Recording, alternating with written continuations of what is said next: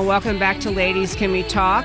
I hate talking over our music. We're just all of my leading ladies, all six of them and I, were so excited about getting this new music. Krista Branch is a singer, and her words and her rhythm just captures the show so much. Okay, so welcome back, Ladies Can We Talk? On the top of our second hour, my leading ladies tonight are Jenny McGarry and Chris Davis, and we have in studio with us a friend and also a candidate for U.S. Congress, Russ Ramsland. Hello, sir. Hello, how you doing, Deb? Just great. So happy to have you here. Well, I want to jump right in and just start by saying I actually for the first time today saw Russ Ramsland's resume. I've just known him as a neighbor, actually, and but I'll quickly tell you, because I want to give some context to this. He is running for Congress, for U.S. Congress for Congressional District 32, and that is the area I happen to live in. So he'd be my congressman, and he's a native Texan.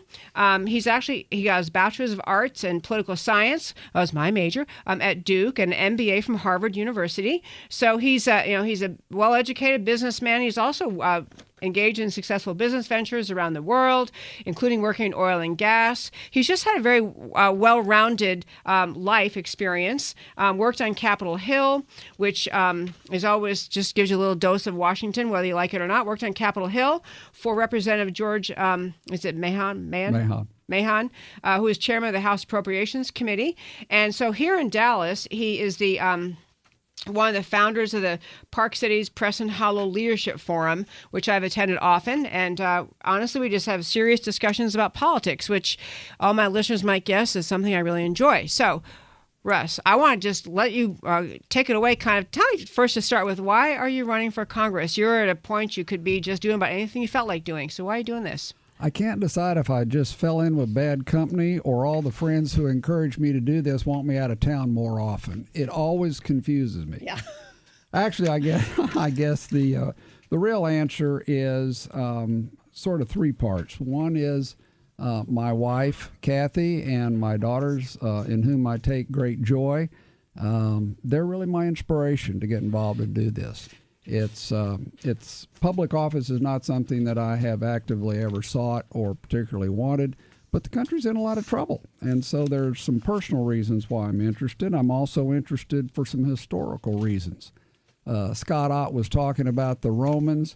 The Romans in the early 5th century before the fall were probably just as certain as we are today that despite the problems they faced as the world's superpower, the world would continue substantially unchanged forever, and that didn't work out so well for them. Amen. I have said that so many times in the show. People in America make the mistake thinking the country could really never change, that we really, that somehow we're just going to forever have all the freedoms and liberty and opportunity, and it could change, and it is changing. So what kinds of things going on that you're saying are just that are concerning you in the country's direction? Well, each year, elected politicians come home to their districts, if it would, and they tell them they're going to stop Obamacare, and they're going to fight illegal immigration, and they're going to cut federal spending, and then they get out back on their airplanes, and they fly back to Washington or wherever they live, and they forget it all. And the fact of the matter is, the Republicans took the House in 2010. We took the Senate in 2014. And have we stopped Obamacare? Did we stop the Iranian nuclear deal? Did we stop the illegal amnesty? Did we defund Planned Parenthood?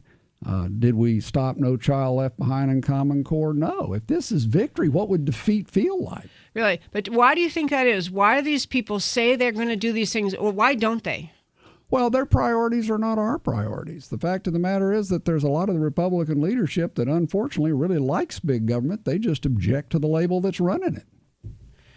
That's a point. Yeah, it is too. I have to tell you this question about why people don't change things especially concerns me with respect to spending and the debt and the inability to have a budget like every other American family has to have. We have a budget we feel we can afford and not. But just this week in America, this is December 2016, we had another temporary spending measure passed. I think it goes up till Wednesday this coming week.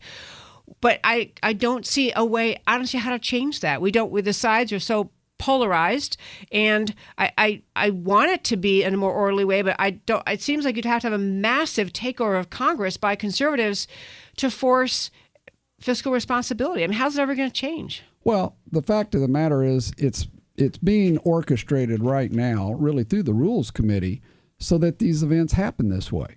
The fact is, we should be starting the budget for each of the 12 departments of the government on day one of the session, not on day 364. And instead, we should be having these 12 different bills. They should come up from individual members to subcommittees and be debated and discussed, and the best ideas brought up from the states and put into them. Then it should go up to committees, debated some more. Then it should go through a fairly wide point in the Rules Committee and out onto the floor where we get to debate it, and they really do have debate about these things. And then after 30, 60, 90 days, we start sending these bills over to the Senate, let them work through it, and then eventually it goes to the president. Unless the president's going to veto 12 bills, there's not going to be any government shutdown, and it's going to be hard to argue that it wasn't the president's fault in that case if it happens. But instead, we get these big gumball, huge spending bills on day 363. Nobody's seen them. They're thousands of pages. Nobody's read them. They were all written in the Speaker's house. And then the Rules Committee puts them out on the floor with no amendments and an up or down vote. It's a recipe for failure. I guess, put together what you're saying and and then you can correct me if I'm wrong, but you're saying in a way, many of the people on both sides of the aisle in Washington find this an easier thing to do, just a one big blob of a bill, because there's so much in it that they can say, well, there were a lot of good things, that's why I had to vote for it. It almost allows them to be less accountable for their positions. It makes them totally unaccountable, and in fact, it really disenfranchises, 430 of the 435 members of the House because they have no input. They have absolutely no input. Yep.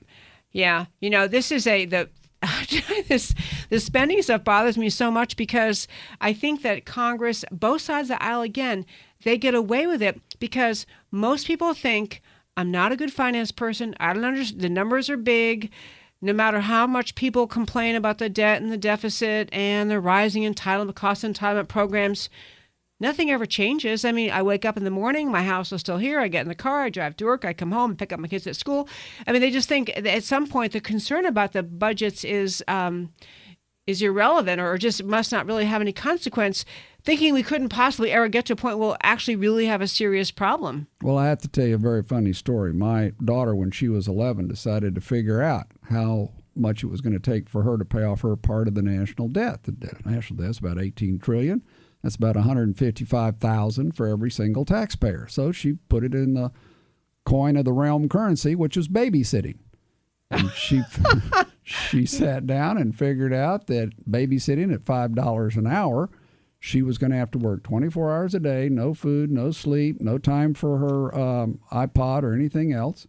She was going to have to work 24 hours a day, 7 days a week, 365 days a year for 3.5 years just to pay off her part of the national debt. I'm actually impressed that she would go through that calculation because it does make it more, and that is what's needed, is making it feel personal to citizens, to each person.